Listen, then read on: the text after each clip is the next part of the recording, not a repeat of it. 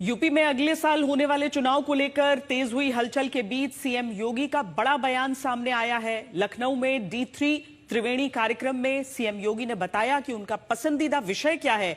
योगी आदित्यनाथ ने कहा कि माफिया का सफाया करना उनका सबसे प्रिय विषय है। यूपी चुनाव में सबसे बड़ा मुद्दा क्या होगा?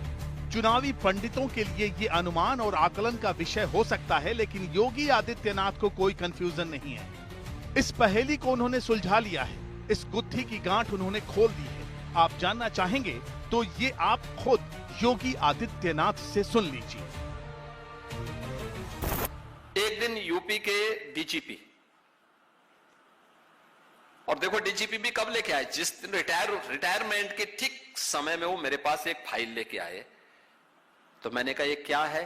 मैं सोचा कि हो सकता है कि वो अपना एक्सटेंशन का लेकर के आए होंगे। तो मैंने कहा ये क्या है? तो उन्होंने कहा साहब जो है आप फॉरेंसिक इंस्टीट्यूट की बात कर रहे हैं। यूपी पुलिस की ही लैंड है, लेकिन एक माफिया का कब्जा है। तो मैंने कहा ये तो हमारा सबसे प्रिय विषय है।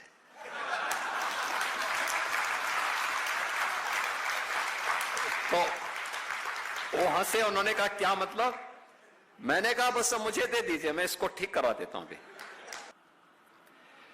मैंने कागज निकाले उसके, फिर मैंने कहा रेवेन्यू बोर्ड में किस अधिकारी ने इसके पक्ष में किया था, कब किया था, निकालो उसकी पूरी कुंडली निकाल दो। निकाला, बोर्ड ऑफ रेवेन्यू के चेयरमैन को बुलाया। मैंने कहा तत्काल इसको स्टे करो।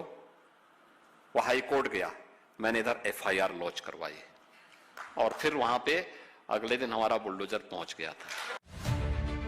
तो योगी आदित्यनाथ ने डंके की चोट पर बता दिया है कि उन्हें माफियाओं का हिसाब किताब करना कितना पसंद है, और अगर ये विषय उन्हें इतना ही प्रिय है तो चुनावी मंचों से ऐसे बयानों की झड़ी लगना भी लाजमी है।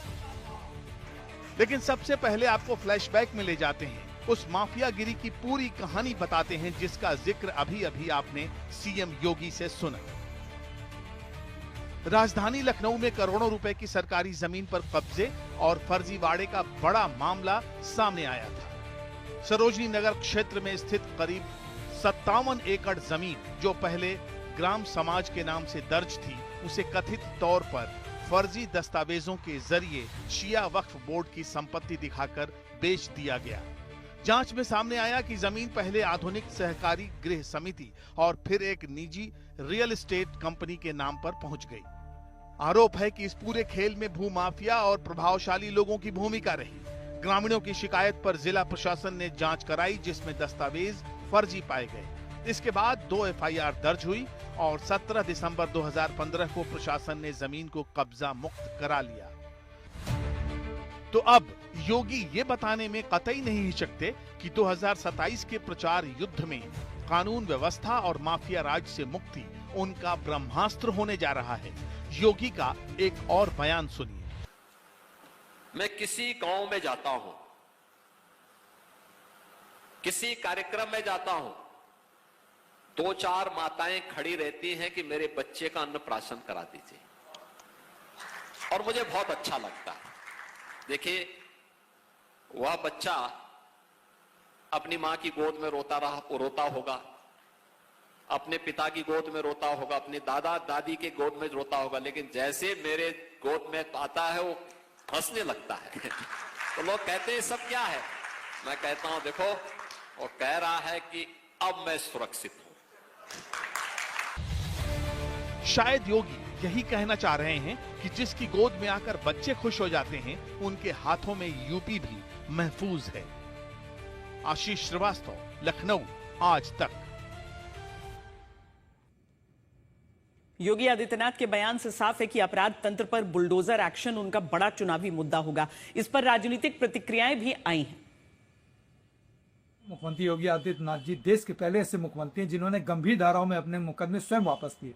आज वो बात करते हैं अपराध मुक्त की, जबकि हकीकत तो ये आज की तारीख में भारतीय जनता पार्टी की सरकार में जिस तरीके से अपराधी फल फूल रहे हैं, भारतीय जनता पार्टी द्वारा संरक्षित और पोषित हो रहे हैं, हम समझते हैं कि ये कहना बेमानी होगी। और इनकी बोली भाषा ऐसी है जैसे विपक्ष में बैठ करके मुख्यमंत्री जी बोल रहे हो, सत्ता पक्ष से सवाल जवाब कर रहे हो। आज जिस तरीके से रूल ऑफ लॉ नाम की चीज जो है खत्म हो चुकी है, अपराधियों के हौसले बुलंद हैं, तो इस तरीके की बातें करना, इस तरीके की चीजें कहना, ये सिर्फ और सिर्फ जनता को बरगलाना है, सिर्फ और सिर्फ झूठ और भ्रम फैलाना। जब प्रदेश के मुख्यमंत्री इस प्रकार की भाषा बोलते हैं तो उससे जो कानून पसंद लोग हैं उनका मनोबल बढ़ता है और जो आपराधिक तत्व हैं वो उससे भयभीत होते हैं।